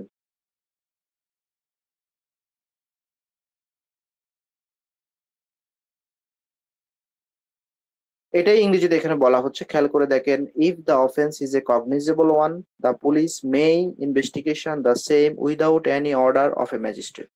On the other hand, if the offense is non-cognizable one, a police officer can investigate only after a magistrate has given him an order to do so. তার মানে ম্যাজিস্ট্রেট যাকে যেভাবে করার জন্য নির্দেশ দেবে সে সেভাবে কাজটা করবে। কোথায় বলা আছে কথাগুলো মনে রাখবেন, কোড অফ ক্রিমিনাল প্রসিডিউর যদি দেখেন এই আইনটা, এই আইনের সেকশন 155 এবং 156 এ এটা সম্পর্কে বলা আছে। ইনভেস্টিগেশনে পুলিশ আসলে কি করে মনে রাখবেন, আপনি থানায় কোনো একটা অভিযোগ থানা করার পরে দেখবেন ওখানে উপর দিয়ে কোনা দিয়ে লিখে দেয় আইও মিস্টার অমুক, তার মোবাইল নাম্বারও দিয়ে দেয়, তদন্ত কর্মকর্তা। সংক্ষেপে এটাকে বলে ইনভেস্টিগেশন অফিসার, যদি আপনি সংক্ষেপে বলেন আইও। তার কাজ কি, সে কি করে মনে রাখবেন, ইনভেস্টিগেশন অফিসারের কাজ হচ্ছে তিনি ওই স্পটে যাবেন, ঘটনা কি হয়েছিল, ফ্যাক্টটা কি হয়েছিল, অ্যাসার্টেইনমেন্ট অফ দ্য ফ্যাক্ট, সেই ফ্যাক্টটা সম্পর্কে তিনি ক্রস চেক করে শিওর হবেন যে আসলে সেখানে কি ঘটেছিল, কোন সার্কামস্টেন্সে সেই ঘটনা ঘটেছিল, সে এই বিষয়গুলোকে আবিষ্কার করবেন, ডিসকভারি করবেন। কোনো যদি দেখা গেল কোনো একটা জায়গায় আসামি গোলাগুলি করলো, পরবর্তীতে পুলিশ সেখানে গেল, সে অস্ত্রগুলো সে উদ্ধার করলো, তার মানে কালেকশন অফ এভিডেন্স, সে ওই এভিডেন্স গুলোকে সে কালেক্ট করবে। অথবা কোনো একটা বাসায় গেল, সেখানে মাদক পেল, সেগুলোকে তিনি সিজ করবেন, তখন তিনি একটা লিস্ট তৈরি করবেন। এটাকে বলা হচ্ছে, কোর্টে গেলে আপনারা শুনবেন অথবা বাস্তবেও শুনবেন, সিজার লিস্ট। তার মানে তিনি ওই ঘটনায় অবস্থানে গিয়ে, ওই পরিবেশে গিয়ে, আপনার বাসায় ডাকাতি হলো, সে ছবিগুলো তুলে নিয়ে আসবে, আপনার ড্রয়ার, আপনার তারপর আলমারি যে ধ্বংস করা হয়েছে অথবা আপনার জিনিসপত্র ভাঙচুর করা হয়েছে, সেগুলো সে স্ন্যাপ শট নিয়ে আসবে, ছবি নিয়ে আসবে। তার মানে এটা কেন, এটা হচ্ছে ওয়ান কাইন্ড অফ এভিডেন্স। তিনি কি করবেন, ওই মামলায় দায়িত্বপ্রাপ্ত যিনি তদন্ত কর্মকর্তা, তিনি সেই এভিডেন্স গুলো কালেকশন করবেন। পাশাপাশি তিনি বিভিন্ন ব্যক্তিকে জিজ্ঞেস করবেন, আপনার আশেপাশে চায়ের দোকান আছে অথবা আপনার আশেপাশে অনেকগুলো বাসা আছে, ওই ব্যক্তিবর্গকে জিজ্ঞেস করবেন, এক্সামিনেশন অফ ভেরিয়াস পারসন, যিনি অভিযুক্ত ব্যক্তি তাকেও জিজ্ঞেস করতে পারেন, কমপ্লেইনকেও জিজ্ঞেস করতে পারেন। তিনি যেটা সঠিক বিবেচনা করেন, তিনি আশেপাশের ব্যক্তিবর্গকে জিজ্ঞেস করবে যে আসলে কয়টায় ডাকাতি হয়েছিল, বা ডাকাত কারা কারা হওয়ার সম্ভাবনা আছে, অথবা এই এলাকায় আসলে ডাকাতি পূর্বে হয়েছিল কিনা, অথবা এই এলাকায় ডাকাতি যারা করে তাদের কোনো প্রচলিত নাম আছে কিনা, যে অমুক গ্রুপ সাধারণত এই ডাকাতি গুলা করে থাকে। তো ইনভেস্টিগেশন অফিসারের কাজ হচ্ছে পুরোপুরি ওই বিষয়টাকে স্ক্রুটিনাই করা, তন্ন তন্ন করে খোঁজা, যে আলটিমেটলি এই জাতীয় ঘটনা কারা কারা ঘটিয়ে থাকে সেই এভিডেন্স গুলোকে কালেক্ট করা। মাঝে মাঝে তিনি সেটাকে কি করে, সেগুলো একটা ডায়েরিতে লিপিবদ্ধ করে থাকে, কারণ উনি তো শুধু আপনার মামলা নিয়ে বসে নাই, থানার মধ্যে অহরহ মামলা আছে, আমার মামলা আছে, আপনার মামলা আছে, তৃতীয় কোনো ব্যক্তির মামলা আছে। তিনি তখন একটা ডায়েরি মেনটেন করে, সেই ডায়েরিটাকে বলা হচ্ছে কেস ডায়েরি, যেটাকে কোর্টে গেলে আপনি শুনবেন সিডি। এই সিডি মানে ওই যে গান শুনে মানুষ, ওই সিডি না, এই সিডি সংক্ষেপে বলে, এই সিডি হচ্ছে কেস ডায়েরি। তার মানে তিনি একটা ডায়েরি মেনটেন করে, তিনি আজকের দিনে আপনার মামলা ইনভেস্টিগেশন করতে দিয়ে তিনি কার কার সাথে কথা বলছেন, ওই ব্যক্তিরা সেই কথার প্রেক্ষিতে কি জবাব দিছে, অথবা আপনি কি কি ধরনের এভিডেন্স কালেক্ট করছেন, এই টোটাল বিষয়গুলো তিনি তার কেস ডায়েরিতে লিখে রাখেন। মনে রাখবেন, কেউ ইচ্ছে করলেই সেই কেস ডায়েরি দেখতে পারেন না। পুলিশ ইনভেস্টিগেশন করে ধরতে পারলেন, তদন্ত করে মনে হইলো যে এই বাসার দারোয়ান এই ডাকাতির সাথে সম্পৃক্ত, তিনি সাথে সাথে ওই ব্যক্তিকে অ্যারেস্ট করতে পারবেন। তবে ঘটনা আছে, পুলিশ যখন কোনো একজন ব্যক্তিকে অ্যারেস্ট করবেন 24 আওয়ার্স এর মধ্যে তাকে রাখতে পারবেন, 24 আওয়ার্স এর বেশি তিনি রাখতে পারবেন না। তিনি তাকে কোর্টে চালান করে দিতে হবে, নয়তো কোর্টে ফরওয়ার্ড করে দিতে হবে। তিনি যদি জামিন পান তাহলে বের হবেন, কিন্তু জামিন যদি না পান, পুলিশ সাথে সাথে আরেকটা জিনিসও চায়, রিমান্ড দাবি করে, যে একে ইনভেস্টিগেশন করার জন্য, যেহেতু আমি 24 ঘন্টা সময় পাইছি, 24 ঘন্টায় আমি তার মুখ থেকে অনেক কিছু আবিষ্কার করতে পারি নাই, বা আমি অনেক এভিডেন্স কালেক্ট করতে পারি নাই, তার কাছে আরো অস্ত্রশস্ত্র আছে অথবা মাদক আছে, তাকে আমার আরো 2-3 দিন লাগবে, তখন সেটাকে বলা হচ্ছে রিমান্ড। পুলিশ যখন কোনো ব্যক্তিকে কোনো একটা বিষয়ে অতিরিক্ত জিজ্ঞাসাবাদ করার জন্য আদালতের অনুমতি চায়, সেটাকে বলা হচ্ছে ইংরেজিতে রিমান্ড। Mind it. এটাকে ইংরেজিতে যদি আমরা বলি, the investigation could not be completed within 24 hours of arrest.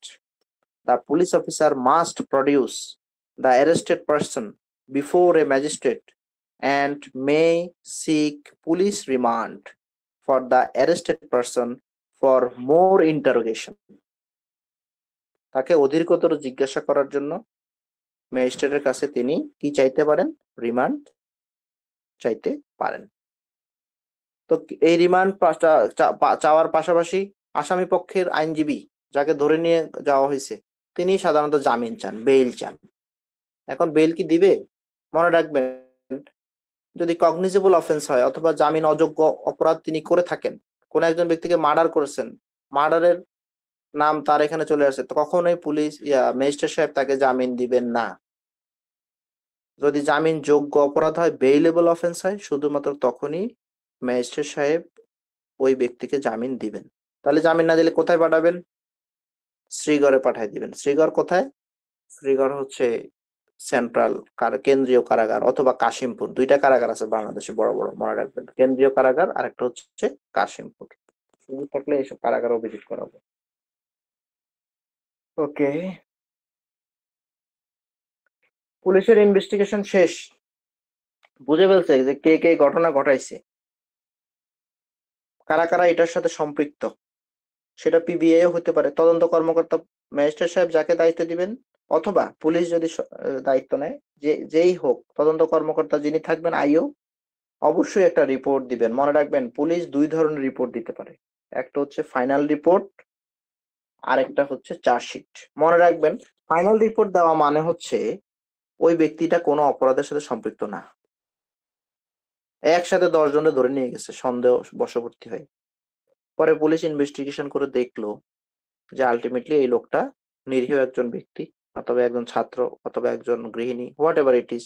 এলাকায় খোঁজ খবর নিয়ে দেখলো যে আসলে তা এই অপরাধের সাথে তার কোনোভাবেই সম্পৃক্ত হওয়ার সম্ভাবনা নাই, তখন পুলিশ ওই ব্যক্তির বিরুদ্ধে এফআইআর দিয়ে দেবে, যেটাকে পুলিশ রিপোর্ট 2 বলি আমরা কোর্টে। মনে রাখবেন, বাস্তবে এই বইতে আপনারা পাবেন ফাইনাল রিপোর্ট। স্যার, কিন্তু ফাইনাল রিপোর্টে যদি পাওয়া যায় যে সে অপরাধ করেছে, সেক্ষেত্রে 10 জনের মধ্যে একজন অপরাধ করেছে, সেক্ষেত্রে কি হবে? ফাইনাল রিপোর্ট না, আমি বলছি যে কোনো রিপোর্ট, যখন রিপোর্ট সাধারণত দুই প্রকার, একটা হচ্ছে ফাইনাল রিপোর্ট আর সেকেন্ড ওয়ান ইজ চার্জশিট। দুইটাই রিপোর্ট। ফাইনাল রিপোর্ট যখন কোনো একটা ব্যক্তিকে দিবে, তখন ধরে নেবে ওই ব্যক্তি কোনো অপরাধের সাথে সম্পৃক্ত না, তাহলে তিনি তার ফেভারে কি দিবে? ফাইনাল রিপোর্ট দিবে। আর চার্জশিট মানে হচ্ছে অভিযোগপত্র, যখন পুলিশ ইনভেস্টিগেশন করে দেখবে আপনি আসলে এই অভিযোগের সাথে কোনো না কোনো ভাবে কানেক্টেড, পরোক্ষ অথবা প্রত্যক্ষভাবে। আপনি বিদেশ থেকে ফোন করে বলছেন একে মেরে ফেলো, আপনিও কিন্তু এটার সাথে সম্পৃক্ত, তার মানে আপনার বিরুদ্ধে যখন অভিযোগটা দাখিল করবেন আদালতে, আপনার বিরুদ্ধে যখন অভিযোগটা শিওর হবেন ইনভেস্টিগেশন অফিসার, সেটাকে ইংরেজিতে আমরা বলি চার্জশিট।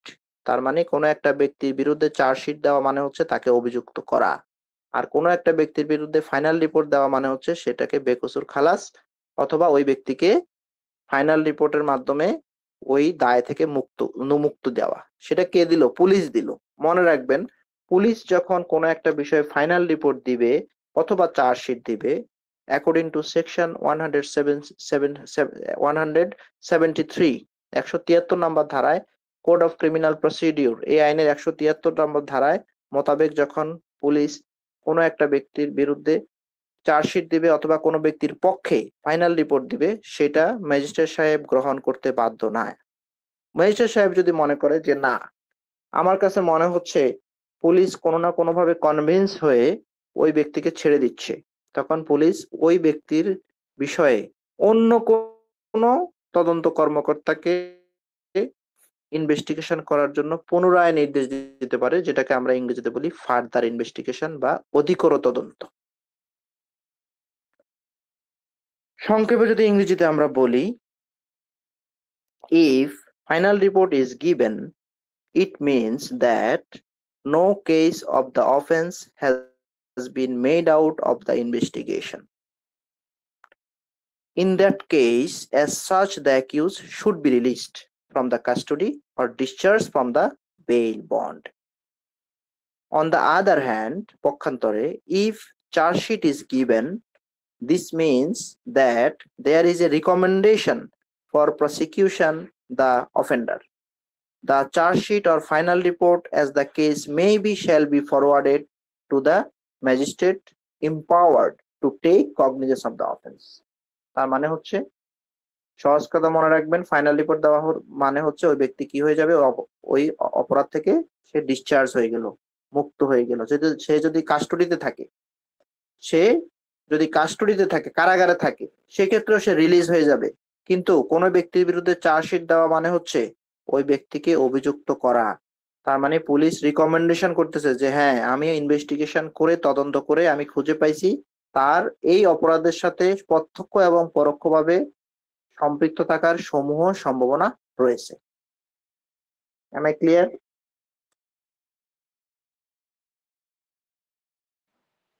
তো জি স্যার। লাস্ট ওয়ান, আজকের লাস্ট ওয়ান, সেটা হচ্ছে ফাইনাল রিপোর্ট এন্ড নারাজি পিটিশন। 6 নম্বরের পয়েন্টটা একটু বুঝাবো, তারপরে আজকে ছুটি। বেশি বড় করবো না, তাহলে আপনাদের আবার বোর লেগে যাবে। এটাই ভালো করে শুনবেন। পরবর্তী নেক্সট প্রসিডিং স্টেজটা আমি অন্য একটা ক্লাসে শেষ করে দিব। ওকে, ফাইনাল রিপোর্ট এন্ড নারাজি পিটিশন। এখন পুলিশ কি করলো, ফাইনাল রিপোর্ট দিল কোন একটা ব্যক্তির বিরুদ্ধে। পুলিশ কনভিন্স হয়ে বা যে কোনো ভাবেই হোক, সেটার ব্যাখ্যা করলাম না, সেটা একজন ব্যক্তিকে ছেড়ে দিল। সে রিকমেন্ডেশন দিল যে এই ব্যক্তির বিরুদ্ধে তদন্ত করে আমি আসলে কোনো কিছু ডাকাতির সাথে সম্পৃক্ততা পাই নাই। এটাকে ইংরেজিতে বলে there is no case against the accused. Accused এর বাংলা হচ্ছে অভিযুক্ত ব্যক্তি। এই অভিযুক্ত ব্যক্তির বিরুদ্ধে আমি কোনো অভিযোগ পাইনি। তখন ম্যাজিস্ট্রেট সাহেব এটাকে কি করবে, কেয়ারফুলি স্ক্রুটিনাই করবে, দেখবে, তন্ন তন্ন করে খুঁজবে যে আসলে যে রিপোর্টটা দিচ্ছে সেটা কি গ্রহণযোগ্য। whether it may be accept, I will accept it or reject it. Police যেটা দিছে সেটাকে আমি গ্রহণ করব নাকি রিজেক্ট করব। কোনো কারণে এই ফাইনাল রিপোর্টটা দেওয়ার পর ম্যাজিস্ট্রেটের কাছে মনে হলো যে ফাইনাল রিপোর্টটা ভুল, এটা সঠিক হয় নাই, তখন তিনি কি করতে পারেন, আফটার রিজেক্ট করে দিতে পারেন, এই ফাইনাল রিপোর্টটা রিজেক্ট করে দিতে পারেন। রিজেক্ট করে বলতে পারেন যে তুমি বলছো এই ব্যক্তি কোনো অপরাধ করে নাই, কিন্তু এটা আমার কাছে বিশ্বাসযোগ্য না, এই অপরাধের সাথে তার থাকার সমূহ সম্ভাবনা আছে। কে বলতেছেন? ম্যাজিস্ট্রেট সাহেব বলতেছেন। তখন বলবে তুমি এটাকে ফার্দার ইনভেস্টিগেশন করো, পুনরায় আবার তদন্ত করো। তার মানে ম্যাজিস্ট্রেট কর্তৃক নির্দেশিত হয়ে যখন অন্য কোনো অফিসার অথবা উক্ত অফিসার যদি কোনো একটা বিষয়ে আবার পুনরায় তদন্ত করে, সেটাকেও কিন্তু ইনকোয়ারি বলা হয়। তার মানে পুনরায় তদন্ত, এটাও ইনকোয়ারি। হ্যাঁ, পুলিশ যখন ম্যাজিস্ট্রেট কর্তৃক নির্দেশিত হয়ে যখন পুনরায় ওই বিষয়ে আবার তদন্ত করবে, ইনভেস্টিগেশন করবে, সেটাকেও কোর্টের ভাষায় আমরা ইনকোয়ারি বলি। হ্যাঁ, ইনকোয়ারি, INQUIRY, ইনকোয়ারি। এটার বাংলাও কিন্তু তদন্ত করা। হ্যাঁ, ভালো কথা, ইনকোয়ারি দিতে পারে। পরে ইনকোয়ারি করে দেখা গেল যে না, আসলে এই লোকটা নির্দোষ, এ হচ্ছে নিরীহ একজন ব্যক্তি, সে হচ্ছে গার্ড অথবা দোকানদার, চায়ের দোকানদার। তখন ম্যাজিস্ট্রেট সাহেব সেটাকে অ্যাকসেপ্ট করলেন। কিন্তু আপনি অভিযোগকারী, আপনি জানেন যে মাস্টার মাইন্ড কিন্তু এই চায়ের দোকানদার অথবা এই গেটের দারোয়ান, সে হচ্ছে এটার মাস্টার মাইন্ড। সে যদি সহযোগিতা না করতো এই ডাকাতি হওয়ার কোনো সম্ভাবনা ছিল না। ম্যাজিস্ট্রেট সাহেব কি করলো, কনভিন্স হয়ে সেই ফাইনাল রিপোর্টটা, যাকে অব্যাহতি দেওয়া হয়েছে অথবা ছেড়ে দেওয়া হয়েছে, ওই ব্যক্তিকে ফাইনাল রিপোর্টটা সে অ্যাকসেপ্ট করে ফেলছে। ম্যাজিস্ট্রেট সাহেব এটাকে গ্রহণ করে বলছে। কিন্তু আপনি ইনফরমেন্ট এগ্রিভড হইলেন। এগ্রিভড মানে হচ্ছে সংক্ষুব্ধ হওয়া, মনে রাখবেন, AGGRIEVED। এগ্রিভড মানে হচ্ছে সংক্ষুব্ধ হওয়া। আপনি সংক্ষুব্ধ হইলেন, তখন আপনি কোর্টে একটা পিটিশন দাখিল করতে পারবেন, একটা অ্যাপ্লিকেশন জমা দিতে পারবেন। সেই অ্যাপ্লিকেশনটার নাম হচ্ছে নারাজি পিটিশন। মনে রাখবেন, আপনি নারাজ হইলেন, আপনার মন খারাপ হইলো যে এই ব্যক্তিটাকে ছেড়ে দিল, কিন্তু আমি তো জানি এই ব্যক্তি এই অপরাধের সাথে সম্পৃক্ত। সে কোর্টকে ম্যানেজ করে ফেলছে কোনো কারণে, অথবা কোর্টের ম্যাজিস্ট্রেট সে কনভিন্স হয়ে গেছে, তার লয়ার যে আর্গুমেন্ট দিচ্ছে অথবা বলছে, তখন আপনি চাচ্ছেন যে এই বিষয়টা পুনরায় আবার দেখা হোক। তখন আপনি কোর্টে একটা পিটিশন দিতে পারবেন। সেই পিটিশনটাকে বলা হচ্ছে নারাজি পিটিশন। ইংরেজিতে যদি বলি, if satisfied may take cognizance of the case, sorry, আবার বলি, if the magistrate accept the final report, যখন ম্যাজিস্ট্রেট সাহেব কোন একটা ফাইনাল রিপোর্ট গ্রহণ করবেন, দ্য এগ্রিভড ইনফরমেন্ট, যিনি সংক্ষুব্ধ অভিযোগকারী, can file a naraji petition in the court, তখন তিনি কোর্টে একটা নারাজি পিটিশন বা অ্যাপ্লিকেশন জমা দিতে পারবেন। মনে রাখবেন, naraji petition is considered as a complaint. এটা পুনরায় কিন্তু আপনি আবার তার বিরুদ্ধে অভিযোগ করলেন কোর্টে। কার কাছে করলেন? ম্যাজিস্ট্রেট সাহেবের কাছে। ম্যাজিস্ট্রেট সাহেব পুনরায় সেটাকে এক্সামাইন করবেন। তখন তিনি যদি মনে করেন যে অভিযুক্ত ব্যক্তির বিষয়ে আবার প্রসেস ইস্যু করা দরকার, তাকে আবার ইনকোয়ারি করা দরকার, তিনি সেই ব্যবস্থা গ্রহণ করতে পারবেন।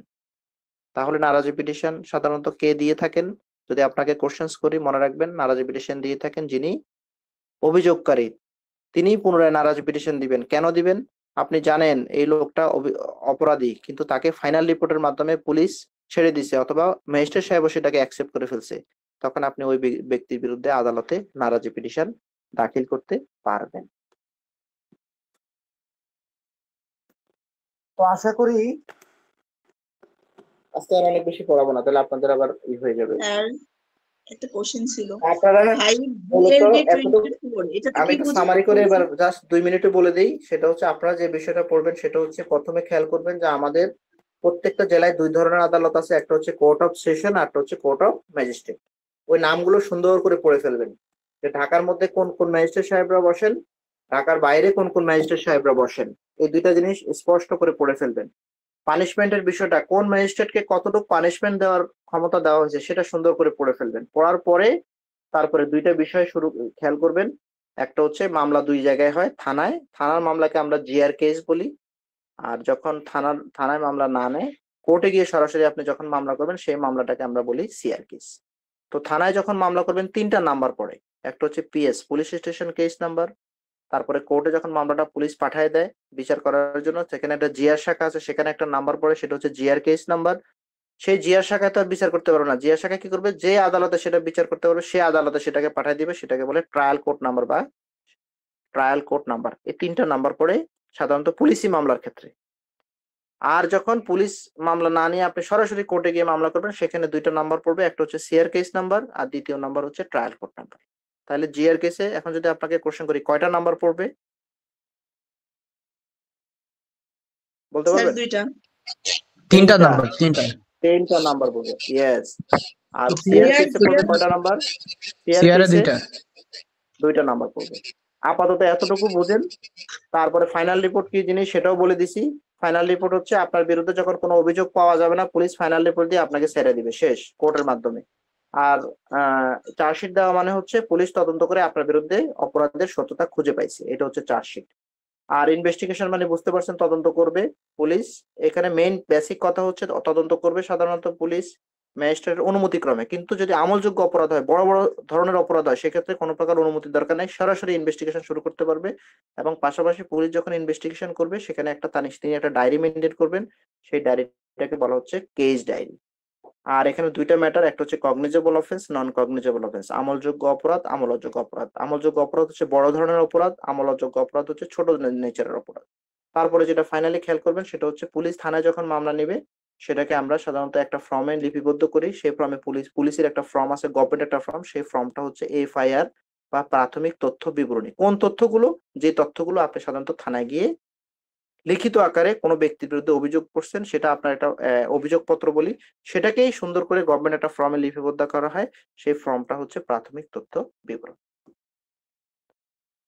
তো আশা করি আপনারা আমার এই লেকচারটা খুব ভালো করে শুনবেন, ওই রেকর্ডিংটা দিয়ে দিয়েন, এটা বারবার শুনবেন, তাহলে কিন্তু আপনাদের ক্রিমিনাল পার্টটা সারা জীবনের জন্য ক্লিয়ার হয়ে যাবে, এটা বলে দিলাম, এটা মাইন্ড ইট। তো সবাই ভালো থাকবেন। স্যার কারো কোনো একটা কোশ্চেন আছে কিনা ছিল বলেন। স্যার, বলেন। নারাজি পিটিশনে একটা জিনিস আছে 5BLD 24, এটার মিনিংটা, আর 4MLR এইটা কি? এগুলো এডি ব্র্যাকেটে আছে, এই 2টা জিনিস বুঝতেছি না। আচ্ছা আচ্ছা, সেটা হচ্ছে সাপোজ আপনি একটা মামলা করলেন, সেই মামলার রায় হইলো। এই মামলার রায়গুলো আপনি একটা বইতে পাবেন। এখানে অনেকগুলো বই আছে কোর্টে পাবলিশ হয়। ডিএলআর, ঢাকা ল রিপোর্ট, হ্যাঁ, ঢাকা ল রিপোর্ট, তারপরে বিএলটি, তারপরে বিএলসি, হ্যাঁ, এমএলআর, এগুলো হচ্ছে এক একটা বইয়ের সিরিজ। যেমন আপনি 3 গোয়েন্দা পড়ছেন, সিরিজ বেরিয়েছে না 3 গোয়েন্দার? অথবা জি কোন স্যার। একটা উপন্যাস পড়লেন, সিরিজ আকারে বের হয় না? তার মানে প্রতিটা কোর্টে যখন একটা মামলা, এডি মানে হচ্ছে অ্যাপিলিট ডিভিশন, আর নাম্বার মানে হচ্ছে পেজ নাম্বার, হ্যাঁ, এখন কার কার বিরুদ্ধে মামলা রয়েছে? বাদীকে, মামলার বাদী ছিল সাইদ আজহারুল কবির, বিবাদী ছিল কে? সাইদ এরশাদুল কবির। তার মানে যে মামলাটা করছে এবং যার বিরুদ্ধে করছে। তো ক্রিমিনাল মামলায় কে কার বিরুদ্ধে করছে সেটা রেফারেন্স দেওয়া হয়। কোন সিরিজে এই মামলার ঘটনা বের হয়েছে সেই সিরিজটার নাম, সেটা এমএলআর হইতে পারে, ডিএলআর হইতে পারে, অথবা বিএলটি হইতে পারে। এগুলো এক একটা সিরিজ। আর ব্র্যাকেটে যখন এডি দেখবেন সেটা হচ্ছে অ্যাপিলেট ডিভিশন, ও যদি এইচসিডি দেখেন তাহলে হাইকোর্ট ডিভিশন, মানে একবারে সর্বোচ্চ যে আদালত, সে আদালতে কি রায় হয়েছিল এই মামলায় এবং কত নাম্বার পেজে এই রায়টার কথা বলা আছে। তার মানে এটা হচ্ছে রেফারেন্স। আপনি যে কথাটা বলতেছেন, যে কথাটা নিয়ে আসতেছেন, সেই কথাটা কোন আইনের মাধ্যমে প্রতিষ্ঠিত হয়েছে, এই রেফারেন্স গুলো এখানে দেওয়া আছে। Thank Clear? You sir, thank you sir, বুঝতে পেরেছি। আর কারো কোনো কোশ্চেন্স? আর কারো কোনো কোশ্চেন্স নাই? তো ঠিক আছে, সবাই ভালো থাকবেন। আর মর্নিং এ যারা আছে তাদেরকে আমি স্পেসিফিক আর একটু করে দিব। তো আশা করি সমস্যা হবে না। থ্যাংক ইউ, সবাই ভালো থাকবেন।